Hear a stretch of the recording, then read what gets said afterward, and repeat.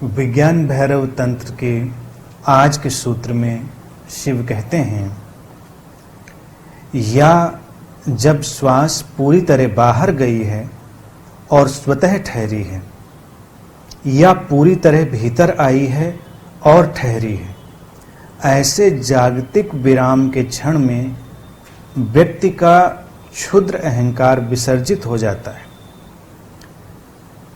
केवल अशुद्ध के लिए ये कठिन है।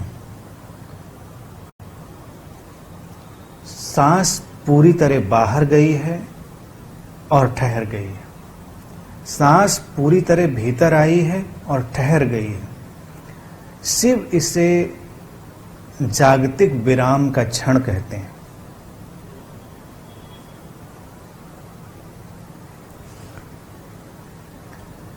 एक कॉस्मिक रेस्टफुलनेस या कहें कॉस्मिक स्टिलनेस, ये विधि भी पहली विधियों की तरह सुनने में बड़ी साधारण सी जान पड़ती है, लेकिन ये विधि भी उतनी ही गहरी और चमत्कारिक है। शिव जब प्रारंभ कर रहे हैं तो इसका अद्भुत हिस्सा यही है कि वो प्रारंभ में ही आधारभूत बातें बोल दे रहे हैं।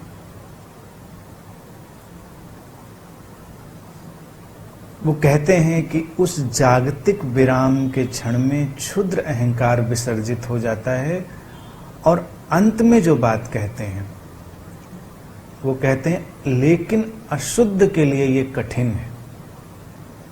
अब बात बड़ी टेढ़ी हो जाती है। शुद्ध कौन है?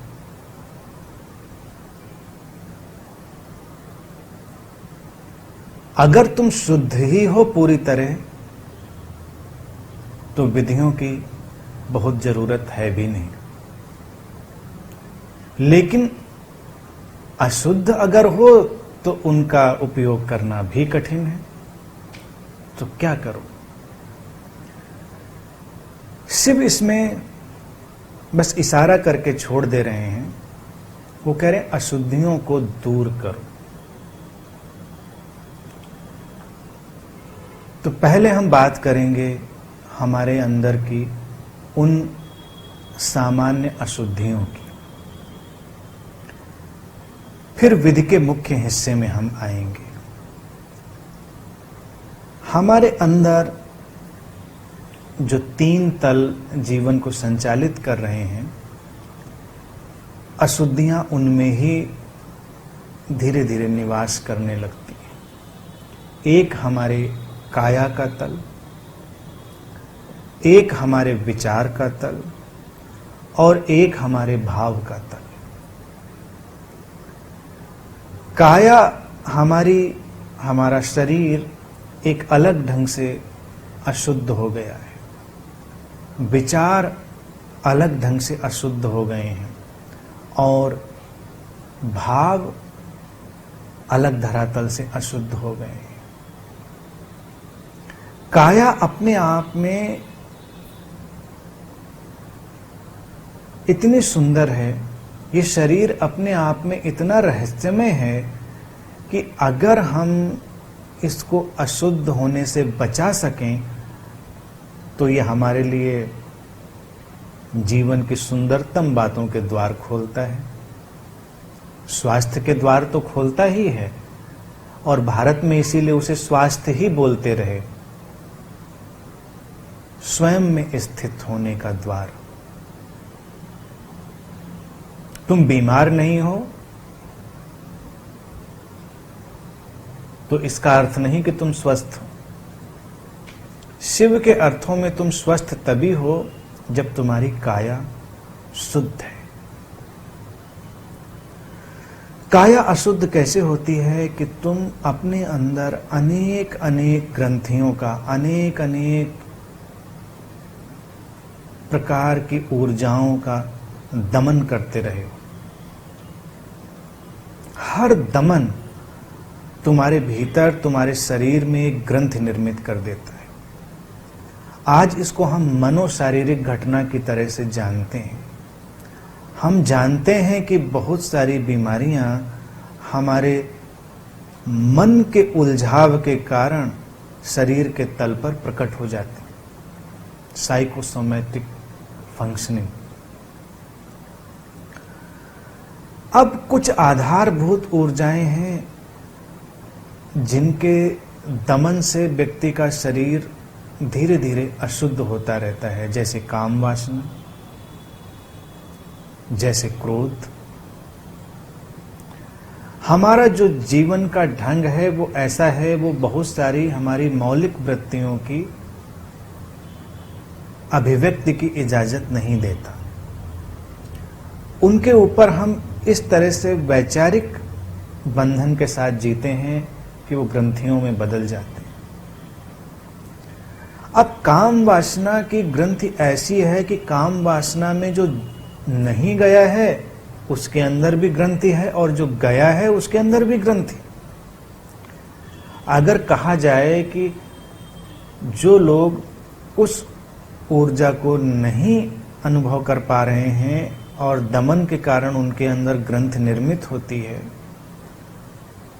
तो बात यहां तक सीमित नहीं है। जो उस ऊर्जा का उपयोग कर रहे हैं उनके अंदर उस ऊर्जा को न जान पाने के कारण, उसके प्रति पूर्वाग्रह और अज्ञान के कारण भी बहुत सारे दमन निर्मित होते हैं। तब तुम्हारे शरीर में ग्रंथियां निर्मित हो जाती हैं, तुम्हारा शरीर अलग तरह से व्यवहार करने लगता है, काया अशुद्ध होने लगती है।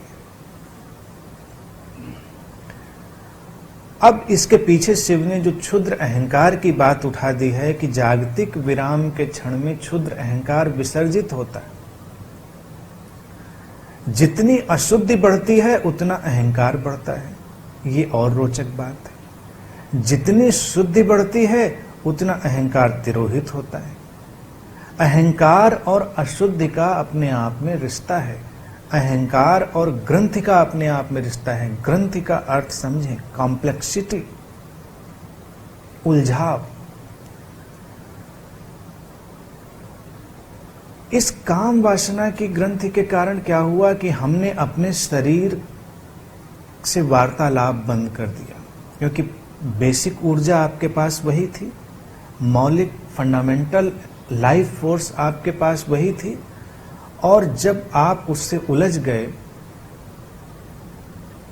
या दमन में या भोग में, दोनों में जब आप उलझे, तो आप उस मौलिक ऊर्जा को जानने से वंचित रह गए। उसमें चेतना का समावेश आवश्यक था, तुम्हारी सजगता और संवेदनशीलता का समावेश आवश्यक था, तब ग्रंथियां खुलती। तो उस कारण हम अपने शरीर से बेखबर होने लगे। हमारे शरीर के प्रति जागृति कम हुई और यह हमें हिंसा में ले जाए। जब भी तुम्हारी शरीर के प्रति संवेदनशीलता और जागृति कम होगी, तुम स्वयं के प्रति हिंसा में जाओगे और दूसरे के प्रति भी हिंसा में जाओगे। जो व्यक्ति शरीर के तल पर अतिशय संवेदनशील रूप से जी रहा होगा वो हिंसक नहीं हो पाएगा।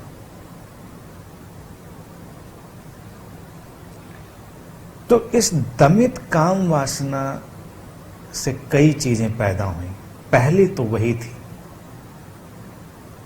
फिर क्रोध, हिंसा, ईर्ष्या, तुलना, ये सारी चीजें। क्रोध तुम्हारे अंदर उठता है, तुम उसे अभिव्यक्त नहीं कर सकते। वो शरीर में कहीं ग्रंथि बनकर इकट्ठा हो जाता है। लेकिन क्या करोगे? क्रोध उठेगा, तुम्हारा तो मन कर रहा था उठकर किसी का सिर तोड़ दें, लेकिन तुम सिर तो नहीं तोड़ सकते, तुम एक सभ्य समाज में रह रहे हो। तो ग्रंथि ना बने इसके लिए तुम्हें कुछ सृजनात्मक काम करना होगा। उस काम वासना, क्रोध या ईर्ष्या की ऊर्जा को तुम्हें एक सृजनात्मक आयाम देना पड़ेगा। उसी के लिए योग की बहुत सारी पद्धतियां हैं, उसी के लिए प्राणायाम हैं, उसी के लिए तुम्हारे व्यायाम हैं, उसी के लिए कैथार्टिक टेक्निक्स हैं, जो भी कैथारसिस की रेचन की विधियां हैं, वो उसी लिए हैं कि तुम रेचन करो, उन विधियों का उपयोग करो जहां से तुम उस दमित ऊर्जा को बिना विध्वंसक हुए निकाल सको। तुम्हें ईर्ष्या ने पकड़ लिया है, लेकिन तुम अब क्या करो? तुम धार्मिक व्यक्ति हो, तुम सोचते हो कि ऐसा नहीं होना चाहिए, तुम उसको दबा देते हो, लेकिन वो अंदर अंदर सरकती रहती है। अंदर अंदर सरकती है तो वो तुम्हारे अंदर अहंकार को बढ़ावा देती है, जिसको क्षुद्र अहंकार शिव कह रहे हैं। वो बढ़ता जाता है और फिर एक दिन विस्फोट होता है उस अहंकार में। अगर तुम अपनी भावदशाओं को बहुत सजगता से देखोगे तो तुम्हारा शरीर ग्रंथि मुक्त होगा।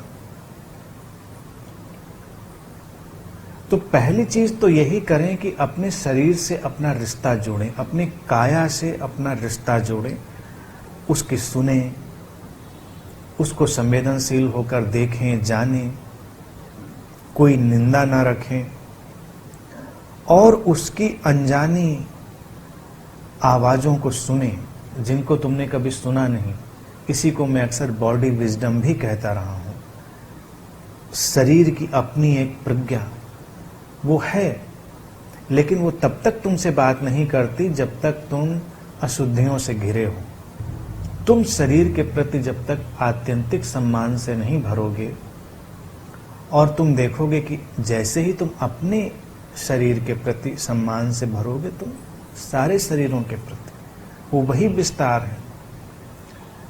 तुम प्रकृति में भी जो शरीर है, एक वृक्ष है वो वृक्ष का शरीर है, एक पशु है वो पशु का शरीर है, तुम सभी के प्रति सम्मान का अनुभव करने लगोगे और तुम देखोगे वो तुम्हें ग्रंथि मुक्त कर रहा है। तो काया शुद्ध होने का तात्पर्य यही है कि तुम्हारे शरीर में तनाव ना हो, तुम्हारे शरीर में जो उलझाव इकट्ठे हो गए हो वो ना हो। शिव के अर्थों में वो व्यक्ति भी स्वस्थ हो सकता है जिसको शरीर में कोई बीमारी ही क्यों ना हो।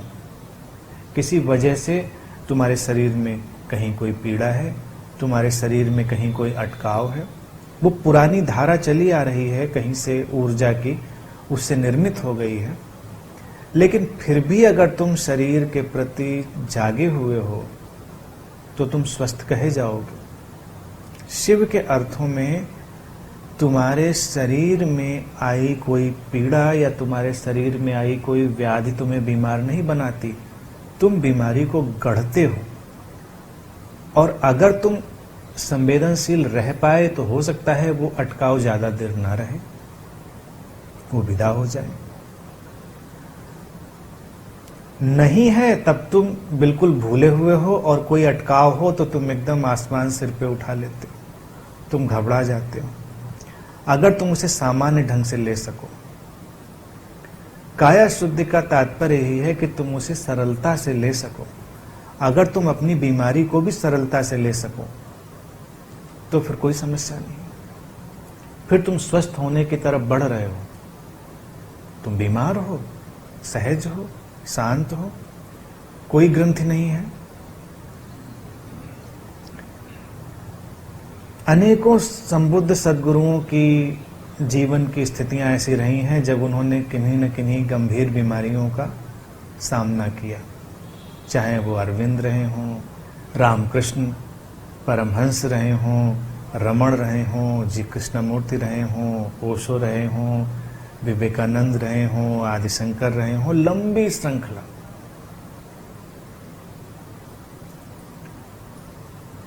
तो जो लोग बहुत स्वास्थ्य की चर्चा करने वाले होते हैं उनको लगता है कि वो स्वस्थ क्यों नहीं रहे। जो साइकिक हीलर्स हैं कई बार वो भी इस उलझन में पड़ते हैं, क्योंकि जो ऊर्जा का कारोबार साइकिक हीलर्स कर रहे होते हैं तो उनको लगता है कि अगर वो उस जागतिक ऊर्जा से संबंधित है सद्गुरु, तो क्या उनको उस ऊर्जा का कुछ सहयोग या समर्थन नहीं मिल रहा था। तब ये बात सोचने जैसी हो जाती है। इतनी विराट चेतना को वो जागतिक ऊर्जा सहयोग नहीं दे रही है, और तुम एक हीलर हो, तुमको सहयोग दिए चली जा रही है, तो वो तो बुद्धू ठहरे। नहीं, वो तुम्हारे लिए एक उदाहरण प्रस्तुत कर रहे हैं। वो तुमको दिखा रहे हैं कि उस अवस्था में भी स्वस्थ कैसे रहा जा सकता है, स्वास्थ्य कैसे शरीर से परे है। अगर तुम रमण के वो चित्र देखो या अरविंद के वो चित्र देखो, जिनका सामना नहीं हुआ, जिन्होंने सशरीर देखा होता उनकी बात अलग होती, या तुमने कृष्णमूर्ति के वो चित्र देखे हों जो अंतिम समय के हैं, तुम्हें हैरानी होगी कि व्यक्ति के अंदर इतना आलोक, कितनी शांति, जो अद्भुत है, अपूर्व है। क्योंकि काया में कोई अशुद्धि नहीं है। गंगा बह रही होती है, उसमें अचानक कोई नाला गिर जाता है, या तुम जाते हो अचानक कोई गंदगी फेंक आते हो, तो क्या गंगा अशुद्ध हो जाती है? पर्यावरण की दृष्टि से कहेंगे तो बात है कि गंगा प्रदूषित हो रही है, लेकिन अगर आध्यात्मिक वैज्ञानिकों की दृष्टि से देखें तो उसे ज्यादा देर प्रदूषित रख पाने का कोई उपाय नहीं है। वो स्वयं अपने को शुद्ध करने की कीमिया से बनी हुई है, उसके अंदर अपनी एल्केमी है, उसके प्रवाह के साथ। अन्यथा जितना हमने दुराचार गंगा के साथ किया वो अब तक खत्म हो गई होती, वो फिर भी बची हुई है। वो संबुद्ध सद्गुरुओं का एक प्रतीक है, शुद्धता का एक प्रतीक है भारत में, इसीलिए उसे इस तरह से गढ़ा गया। तो सद्गुरुओं की देह भी वैसी ही होती है। जो तुम्हें व्याधि दिखाई दे रही है वो बस उस प्रवाह में गिर गए किसी नाले की तरह है जो जल्दी ही बह जाए। तो अपनी काया से घबराए नहीं। पहली चीज, वो कैसी बनी है, उसका रंग रूप क्या है, इसको लेकर विचलित ना हो। सांवले गोरे होने की कोशिश कर रहे हैं तो उस तरह के प्रसाधनों की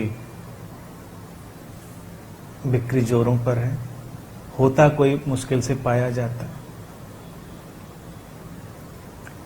लेकिन सांवले होने में क्या बुराई है? सांवला भी सुंदर होता है। तुम्हारे कृष्ण भी सांवले थे, राम सांवले थे, उनको तुमने इतना सुंदर माना, शिव भी सांवले ही थे। लेकिन हमने पैमाने बना रखे हैं शरीर के कि ऐसा शरीर सुंदर है, ऐसा शरीर अच्छा है, ऐसा शरीर। तो इन कारणों से, मानसिक हस्तक्षेप के कारण हमने काया को अशुद्ध बना दिया है। अब जैसे व्यक्ति सहज विकास कर रहा है, स्वस्थ विकास कर रहा है, तो उम्र बढ़ने के साथ वो अधिक सुंदर होगा। युवावस्था में जो सौंदर्य है उससे कहीं ज्यादा सुंदर होगा वो अपने उम्र के पड़ाव जब बढ़ेंगे। लेकिन चूंकि सौंदर्य की हमारी सीमित अवधारणा है तो हमको लगने लगता है, और जब लोगों की उम्र बढ़ने लगती है तो बहुत विचलित होते हैं, बहुत परेशान होते हैं। तो शुरू में तो बाल वगैरह रंगने की बड़ी जद्दोजहद करते हैं, फिर जब मुश्किल हो जाता है तब छोड़ देते हैं।